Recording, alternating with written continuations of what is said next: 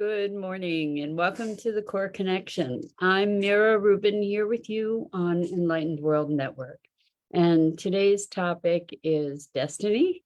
What we're going to look at is how the most difficult experiences of our lives are not just things that we've survived, but that have shaped us to become perhaps who we came here to be.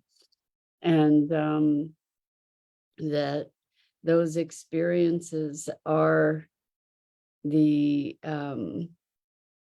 pathway that we follow to the expression of our destiny, whatever that destiny may be. And that's a whole other conversation, right? But good morning, Rosalind. Welcome. It's so good to have you here with us this morning. And welcome to everybody else who's joining us. And before we get started, let's take a couple minutes to get present. So let's take a deep breath in through your nose and hold it. And imagine clean, crisp oxygen flooding your lungs, flowing into your bloodstream, nourishing all your cells, all your organs, bringing vital life energy to your body and being. And as you exhale any tension, stress, negativity, fatigue. And now let's take another deep breath into your nose and hold it. This time, imagine brilliant, bright light lighting you up from the inside out, illuminating, electrifying, and energizing all your cells, all your molecules, your electrons, creating a brilliant beam of light and energy from your heart out into the world. And as you exhale any remaining tension, stress, negativity, fatigue. And now let's press our palms together. Vigorously rub your hands together. Feel the friction, feel the temperature, the pressure, the motion, all those sensations and the tickling and tingling when you stop. And allow all those sensations to bring you present right here, right now, into this remarkable physical form that enables you to experience life. Welcome, welcome, welcome. So good to be here with you this morning. So we're going to talk about destiny, but we're also really going to talk about the experiences that we often look at in our lives and say, it shouldn't be that way. It shouldn't have been that way. That was a horrible thing. I'm just going to put it behind me. And I think that if we can pay more close attention, we can start to recognize that these experiences that we survive, that we move through, are experiences that shape us. And it is often in the moving through those experiences that we learn our greatest lessons, that we hone our greatest skills and insights and talents in many ways, that we are deepened and wizened, made wise by those experiences, that had they not happened, we wouldn't be who we are. We wouldn't have the capacities that we have. So we were talking about living beyond ableness, promises beyond ableness yesterday. And today, when we look at these experiences of life that challenge us, they are experiences that stretch us beyond ableness, right? They are the lessons that begin to shape us often in ways we wouldn't have chosen. Well, welcome, Robin. It's so good to have you here with us. It's been a while. Welcome, welcome. We're talking about destiny and talking about how oftentimes it's the worst experiences of our lives that make us who we are in many ways, for good or for ill, right? So it has to do with how we integrate those experiences. So for instance, I had a really hard growing up, and not overtly hard in the same way that so many other people experience. They're not here to say my growing up was harder than yours. I can just say that it registered for me as very, very hard. I was very depressed most of my life, suicidal ideation, and it just, it, you know, it wasn't due to well, whatever it was just a very difficult period for me. And going through the depth of despair that I did, and being here to talk about it, um, was it was a very profound training ground for me that enabled me to have a deep tolerance for profound emotional states. It also allowed me to develop insight. I mean, I've been on a journey of personal transformation and growth and discovery for my whole life, really. But because of the trauma that I experienced, then that led me on this path that has now made it possible for me to support and hold space for and be present to profound experiences of grief and trauma. So it was what the most difficult experiences of my life, and I'm just using me as an example because obviously I'm familiar with that example, but it was the depth of that experience that shaped me, or through which I shaped me, that has given me the ableness. We're talking about promises beyond ableness. It has given me a greater capacity. It has stretched me to be able to be present to other people that are experiencing that level of pain. And I invite you to look at the traumas of your life, and rather than, so for years, as a result of all that, I perceived myself as broken, and I experienced myself as broken. I spent years and years trying to fix myself. And I think that we tend to go through the experiences that we experience and see ourselves broken oftentimes as a result, where instead that story that we have, the experience that we've been through, is something that has educated us, that has distinguished us from others, perhaps, that has, and what I mean by distinguished us from others is to refine our uniqueness, to refine our personal strengths.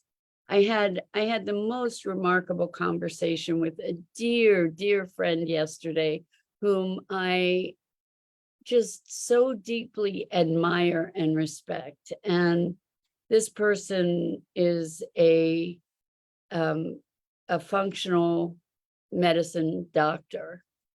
And that means that they have traditional medical credentials, but they also have expanded into the broader reaches of medicine and a holistic view of being. And this person, I just learned, I didn't even know that they had had some kind of brain injury, and they have been working with an organization on how, before this ever happened to them, on how to heal the brain.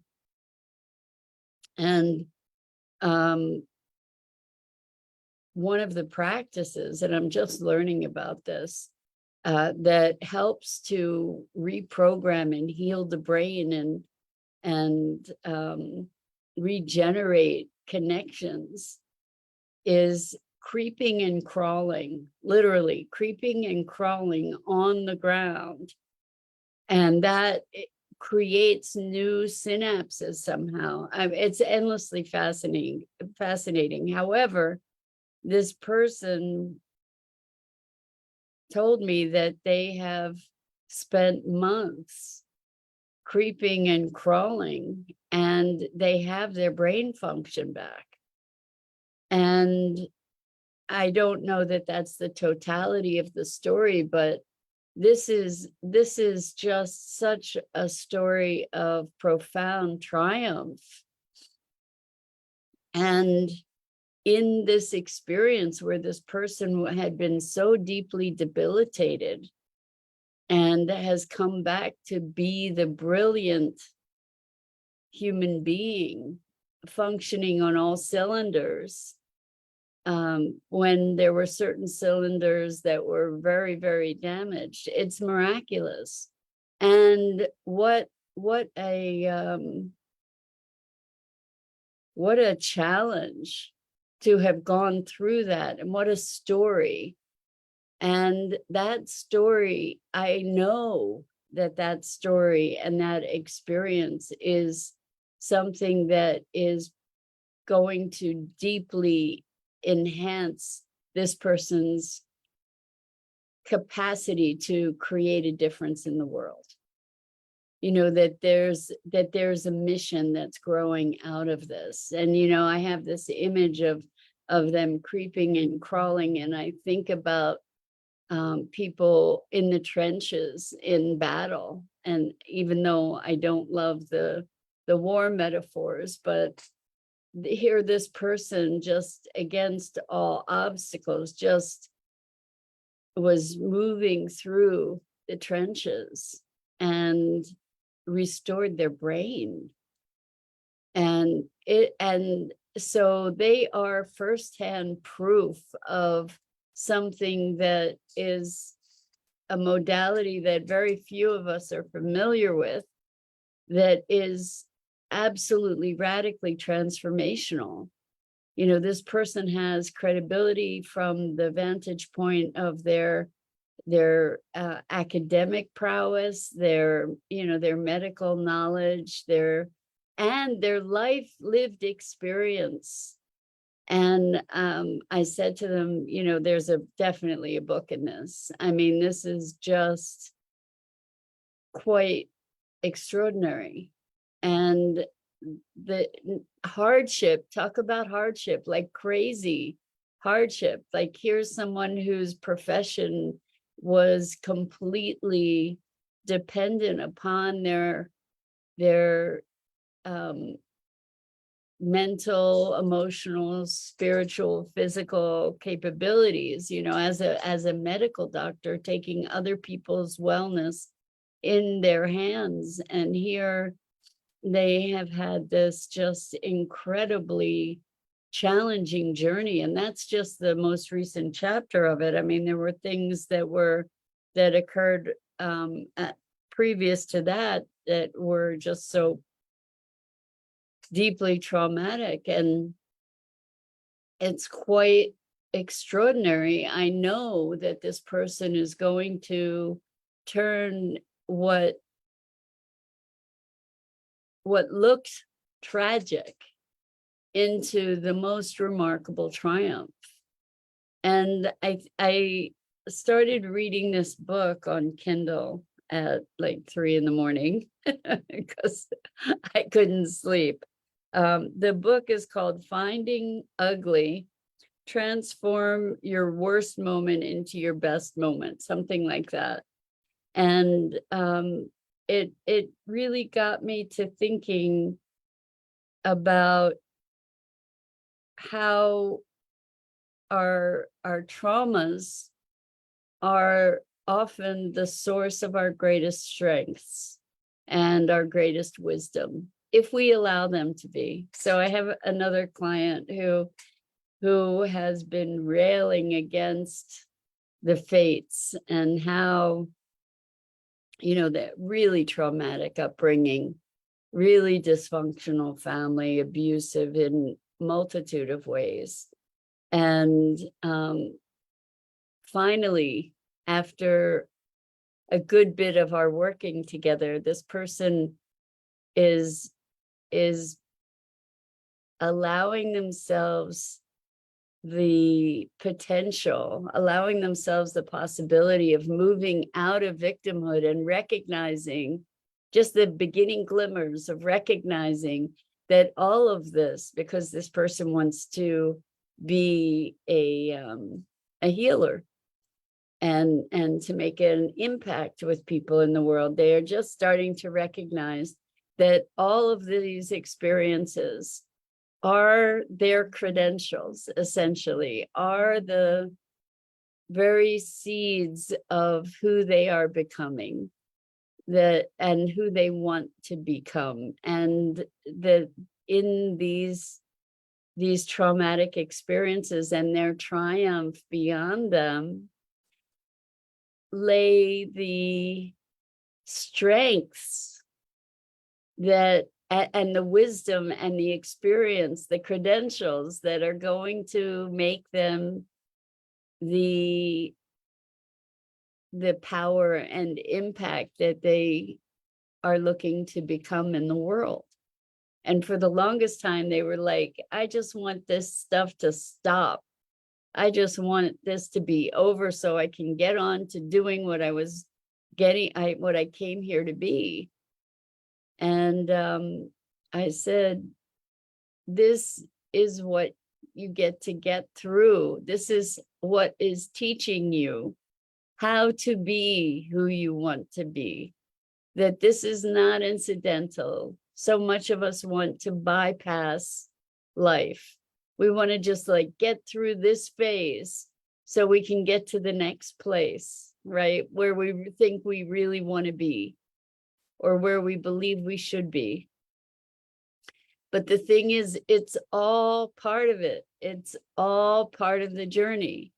What if, and in this book, it was really interesting. I haven't gotten very far yet, but he's talking about how, what if the world that's out there is just 100% our projection, our creation?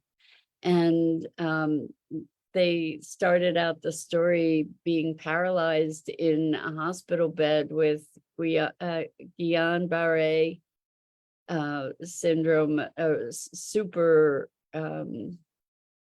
extreme version of it. And they were paralyzed, they were unable to move, and they focused their attention.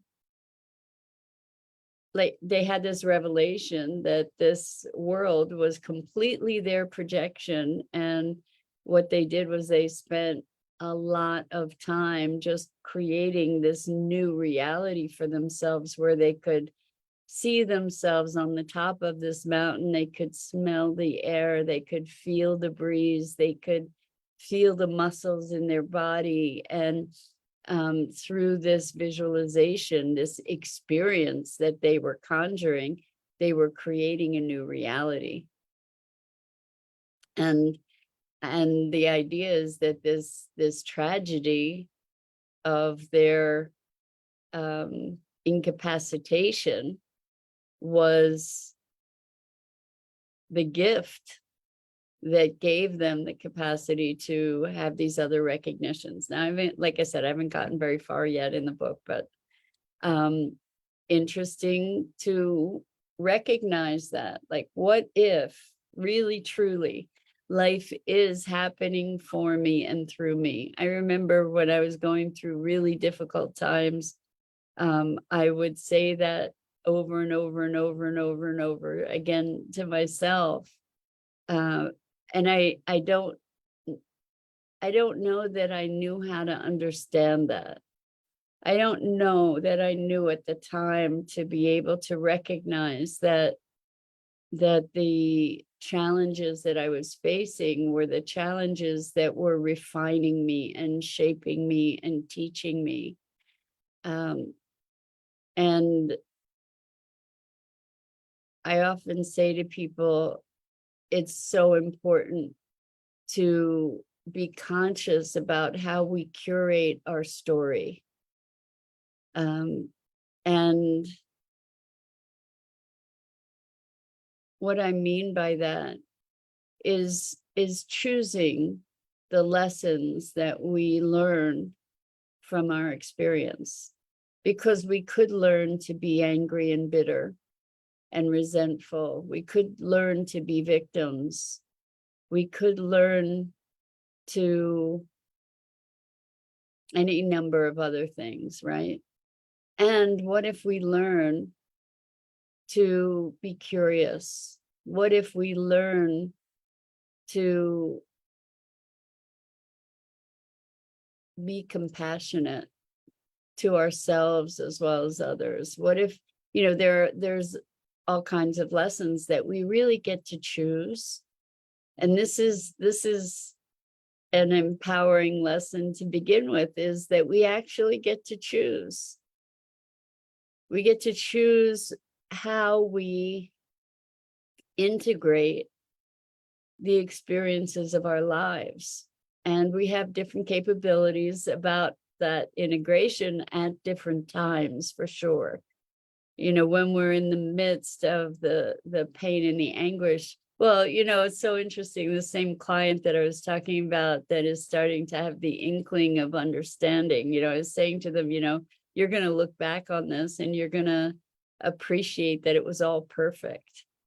As horrible as it was and as painful as it was, you're going to look back and you're going to say, oh my gosh, had it not been for that, I wouldn't be able to blah, blah, blah, whatever that might be, right?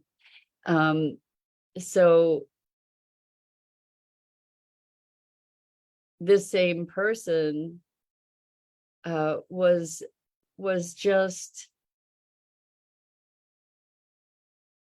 so eager to get on with it. I want to be over there, but we don't know what over there is. And by affirming, I want to be over there, we are also affirming the need to go through this moment, right? To be in this moment, to be experiencing this moment, because this moment is going to inform the over there, right? So what I invite you to do is to look at one of the most tragic experiences of your life and to look at it with compassion and curiosity, and suspend the judgment about it. Because we want, we sometimes tend to want to dismiss something, to put it out of our minds, out of our memory, out of our being. And so to take a look, I'm encouraging you to take a look at one of these moments and to look at, if there were a gift there, what might that gift be? What have you learned?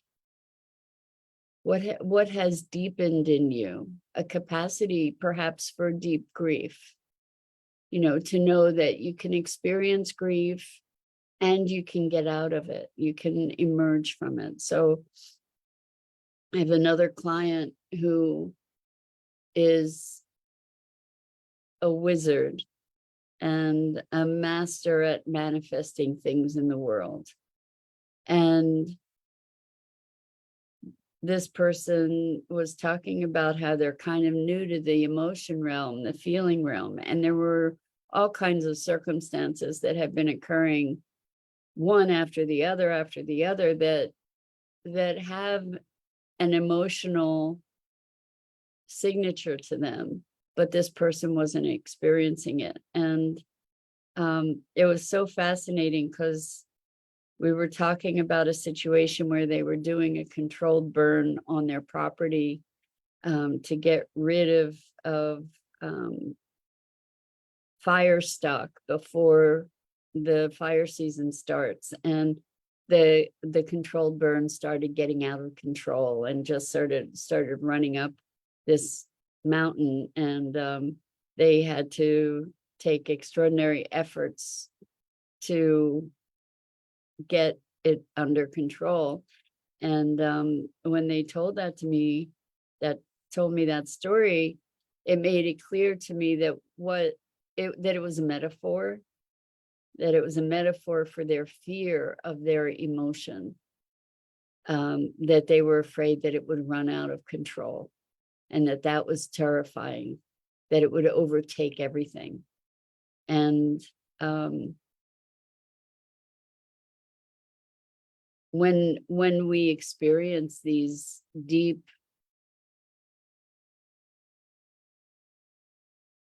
passages through darkness, it sometimes feels like we'll get swallowed up by them. And to have gone through it and to know that there's an end, that there's light at the end of the tunnel, that this isn't going to persist forever, that's a profound knowing. That's a profound knowing, and it's a profound thing to be able to share with others that might not know it yet. And I just was talking about that other client that was just like, I just want to be over there. That this person was struggling and fighting against the way things are. It shouldn't be this way. It shouldn't be this way. It shouldn't be this way. And I said, well, what if you stopped fighting? And it was inconceivable. It was inconceivable. So to be able to get to the other side of the fighting, to recognize that you can stop fighting. It doesn't mean being complacent. It doesn't mean allowing injustice. It's just like, what if you stop fighting? Like, what if you just deal with things as they are without fighting? And that in itself is a transformation, right? But we don't see it till we see it.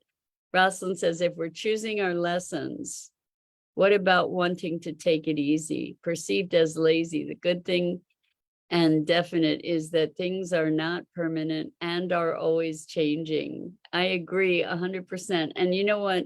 This perception about lazy, like that's a whole other conversation for another day, because a lot of our values are so skewed toward doing, and toward what we consider productivity, and that is often a way to avoid being, to be locked into this doingness, and to be able to just be, to not have to be doing all the time. There's merit to that. So perceived as lazy by whom is a question to entertain.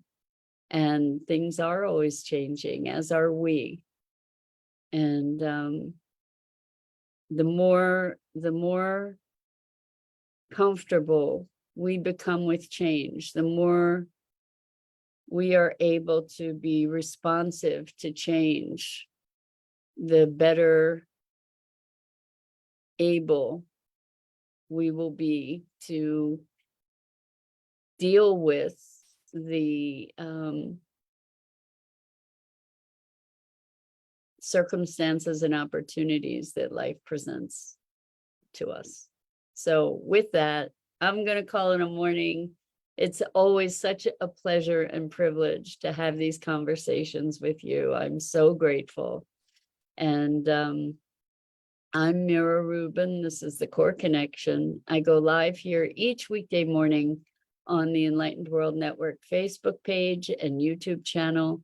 And I invite you to check out the other awesome opportunities, programming on Enlightened World Network and Enlightened World Living YouTube pages. And until next time, so much love to you.